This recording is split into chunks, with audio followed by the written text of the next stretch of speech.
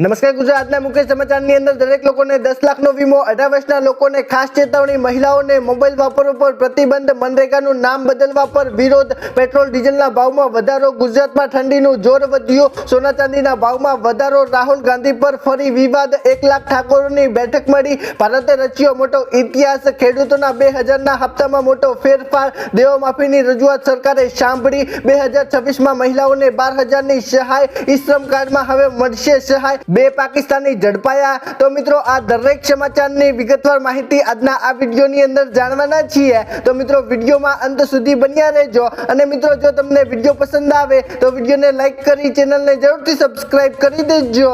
તો મિત્રો આજના પ્રથમ સમાચારમાં જોઈએ તો મિત્રો હવેથી દરેક લોકોને 10 લાખ રૂપિયાનો વીમો મળશે। મિત્રો ભારતીય પોસ્ટ વિભાગની જનતા માટે એક ખાસ સમાચાર આજે સામે આવ્યા છે। મિત્રો પોસ્ટ વિભાગની અંદર અકસ્માત વીમા યોજના અત્યારે ચાલુ છે કે મિત્રો જેની અંદર 550 રૂપિયા પ્રીમિયમ ભરીને તમને 10 લાખ રૂપિયાનું વીમા કવચ મળે છે। મિત્રો આની અંદર તમારી ઉંમર 18 થી લઈને 65 વર્ષની વચ્ચે હોવી જોઈએ અને મિત્રો આધાર કાર્ડ સાથે નજીકની પોસ્ટ ઓફિસની અંદર જઈને તમે તપાસ કરી શકો છો। મિત્રો આની અંદર અકસ્માતમાં મૃત્યુ કે પછી કાયમી અપંગતાના કિસ્સામાં સહાય મળે છે। ઉપરાંત મિત્રો 2 બાળકોના શિક્ષણ માટે તમને વધારાના 1 લાખ રૂપિયા પણ મળશે તેવું પણ આની અંદર કહેવામાં આવી રહ્યું છે। મિત્રો ત્યાર પછીના સમાચાર જોઈએ તો મિત્રો 18 વર્ષના લોકોને ખાસ ચેતવણી। મિત્રો 18 વર્ષની ઉંમરે પહોંચતાની સાથે જ યુવાનોએ ભવિષ્ય માટે 4 દસ્તાવેજ જરૂરથી તૈયાર કરી લેવા જોઈએ। પ્રથમ મિત્રો વોટર આઈડી એટલે કે મતદાન ઓળખ માટે જરૂરી છે। બીજું મિત્રો પાન કાર્ડ જે બેન્કિંગ વ્યવહાર અને નોકરી માટે અનિવાર્ય છે। ત્રીજું મિત્રો છે કે વિદેશ અભ્યાસ કે પ્રવાસ માટે પાસપોર્ટ અને મિત્રો વાહન ચલાવવા માટે ડ્રાઇવિંગ લાયસન્સ ખૂબ જ જરૂરી છે। મિત્રો આ તમામ દસ્તાવેજો હવે ચૂંટણી પંચની અંદર જ નીકળી જાય છે અને મિત્રો પાસપોર્ટ સેવા અને પરિવહન વિભાગની વેબસાઇટ પર જઈને પણ આ તમે ડોક્યુમેન્ટ બનાવી શકો છો। મિત્રો ત્યાર પછીના સમાચાર જોઈએ તો મિત્રો મહિલાઓને મોબાઈલ વાપરવા પર પ્રતિબંધ। મિત્રો 15 ગામોમાં મહિલાઓને સ્માર્ટફોન વાપરવા પર અત્યારે પ્રતિબંધ મૂકવામાં આવ્યો છે। મિત્રો રાજસ્થાનના જાલોરમાં ચૌધરી સમાજની પંચાયતે 26 જાન્યુઆરીથી 15 ગામોની યુવતીઓ અને મહિલાઓને સ્માર્ટફોન વાપરવા પર અત્યારે પ્રતિબંધ મૂક્યો છે। મિત્રો તેમણે કહ્યું છે કે અત્યારે સોશિયલ મીડિયાના વળગાડથી બાળકો અને સામાજિક મર્યાદાઓ પર ખરાબ અસર પડે છે। જો કે મિત્રો અભ્યાસ માટે તમે મોબાઈલ વાપરી શકો છો પરંતુ મિત્રો ઘરની બહાર ફોન લઈ જઈ શકાશે નહીં। મિત્રો ચૌધરી સમાજે આ એક મોટો નિર્ણય લીધો છે અને મિત્રો આવા આધુનિક યુગમાં આ નિર્ણયની અત્યારે ભારે ટીકા પણ થઈ રહી છે। મિત્રો ત્યાર પછીના સમાચાર જોઈએ તો મિત્રો મનરેગા યોજનાનું નામ બદલવા પર વિરોધ। મિત્રો ભરૂચમાં મનરેગા યોજનાનું નામ બદલીને VBG કરવાના ભાજપ સરકારના આ નિર્ણય સામે કોંગ્રેસે એક ઉગ્ર વિરોધ કર્યો છે।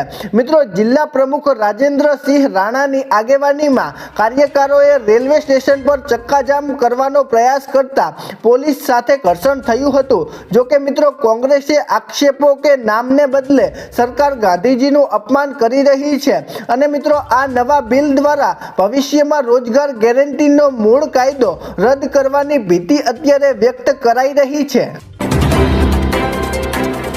મિત્રો ત્યાર પછીના સમાચાર જોઈએ તો મિત્રો આજે દેશમાં પેટ્રોલ ડીઝલના ભાવમાં વધારો થયો છે। મિત્રો આજે 24 ડિસેમ્બર 2025ના રોજ દેશમાં પેટ્રોલ અને ડીઝલના ભાવમાં સામાન્ય વધઘટ જોવા મળી છે। મિત્રો લાંબા સમયથી મોટા ફેરફાર ન થયા હોવા છતાં મિત્રો રાજ્યના ટેક્સને કિંમતો ઘણી બધી અલગ અત્યારે પહોંચી ગઈ છે। મિત્રો દિલ્હીમાં આજે પેટ્રોલ 95.72 રૂપિયા પર છે અને જ્યારે મિત્રો મુંબઈની અંદર વાત કરીએ તો મિત્રો મુંબઈની અંદર સૌથી વધુ 104.4 રૂપિયાએ અત્યારે પેટ્રોલ મળી રહ્યું છે। ત્યારબાદ મિત્રો ગુજરાતના વડોદરાની અંદર પેટ્રોલનો ભાવ આપણે જોઈએ તો મિત્રો 96.23 રૂપિયા વડોદરાની અંદર પેટ્રોલનો ભાવ છે। તેમજ મિત્રો ડીઝલના ભાવની વાત કરીએ તો મિત્રો 89.90 રૂપિયે અત્યારે વડોદરાની અંદર ડીઝલ મળી રહ્યું છે। ત્યારે મિત્રો અમદાવાદની અંદર પેટ્રોલનો ભાવ જોઈએ તો મિત્રો અમદાવાદમાં 94.49 પૈસા અને ડીઝલના ભાવની વાત કરીએ તો મિત્રો અમદાવાદની અંદર ડીઝલનો ભાવ 91.16 રૂપિયા છે। મિત્રો ત્યાર પછીના સમાચાર જોઈએ તો મિત્રો આજે ગુજરાતમાં ઠંડીનું જોર વધ્યું છે। મિત્રો ગુજરાતમાં ઉત્તર પૂર્વીય પવનો ફૂંકાતા આજે ઠંડીનું જોર વધ્યું છે। મિત્રો રાજ્યમાં સૌથી ઓછું તાપમાન આજે અમરેલીમાં નોંધાયું છે। મિત્રો અમરેલીની અંદર આજે 12 ડિગ્રી તાપમાન નોંધાયું છે, જ્યારે મિત્રો વડોદરામાં 13 ડિગ્રી, અમદાવાદમાં 14.8 ડિગ્રી અને મિત્રો ગાંધીનગરમાં 14.6 ડિગ્રી તાપમાન રહ્યું છે। જ્યારે મિત્રો હવામાન વિભાગનું પૂર્વ અનુમાન હતું કે 24 કલાકની અંદર હજી પણ ઠંડીનો પારો વધી શકે છે અને ત્યારબાદ મિત્રો હવામાન વિભાગે જણાવ્યું છે કે 26 ડિસેમ્બર પછી ઠંડીનો નવો તબક્કો શરૂ થશે। મિત્રો ત્યાર પછીના સમાચાર જોઈએ તો મિત્રો આજે સોના ચાંદીના ભાવમાં વધારો થયો છે।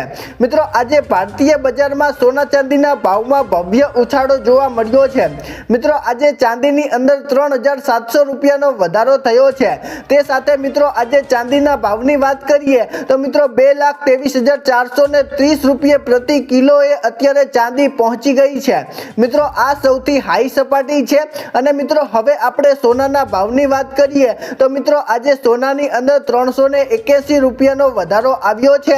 તે સાથે મિત્રો 10 ગ્રામ સોનાની વાત કરીએ તો મિત્રો આજે 10 ગ્રામ સોનાનો ભાવ છે 1,38,312 રૂપિયા। મિત્રો વૈશ્વિક બજારોની અંદર અત્યારે હજી પણ હરકંપ જોવા મળી શકે છે અને મિત્રો હજી પણ ભાવ વધશે। મિત્રો ત્યાર પછીના સમાચાર જોઈએ તો મિત્રો આજે ફરીથી રાહુલ ગાંધી પર વિવાદ થયો છે।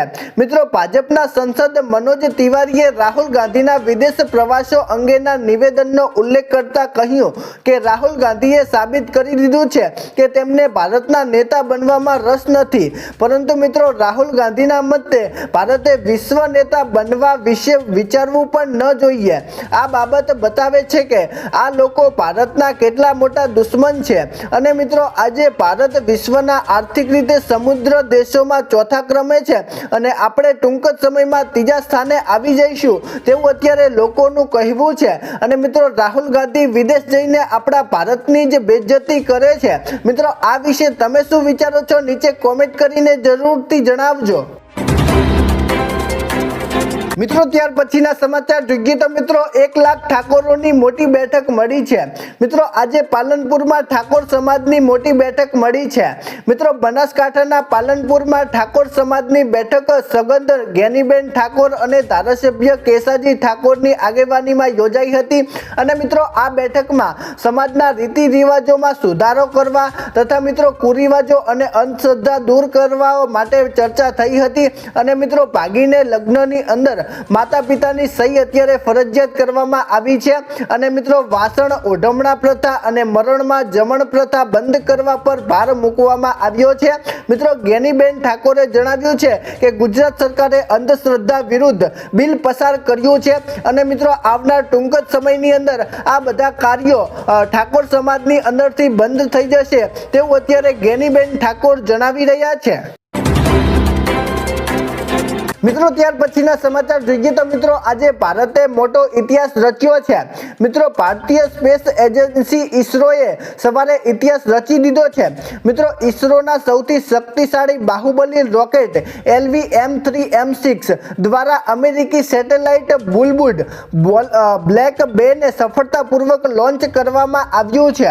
મિત્રો આ સેટેલાઇટ 4G અને 5G સંચાર સેવાઓનો સપોર્ટ કરશે અને જેનાથી મિત્રો મોબાઈલ કનેક્ટિવિટી અને મિત્રો ઇન્ટરનેટ સ્પીડની અંદર નોંધપાત્ર સુધારો થશે અને મિત્રો આ સાથે ભારતે વૈશ્વિક કોમર્શિયલ સ્પેસ માર્કેટની અંદર પણ મજબૂત પકડ બનાવી છે। મિત્રો ત્યાર પછીના સમાચાર જોઈએ તો મિત્રો ખેડૂતોના 2000ના હપ્તામાં આજે મોટો ફેરફાર થયો છે। મિત્રો ખેડૂતો 2026ની અંદર 2000ના હપ્તાની અંદર વધારો આવી શકે છે તેવા સમાચાર આજે સામે આવ્યા છે। મિત્રો સરકારે આજે જણાવ્યું છે કે 2000ના હપ્તાની અંદર 2026માં વધારો આવી શકે છે। મિત્રો આવનારું વર્ષ 2026 ખેડૂતો માટે ખુશીનું વર્ષ હોઈ શકે છે।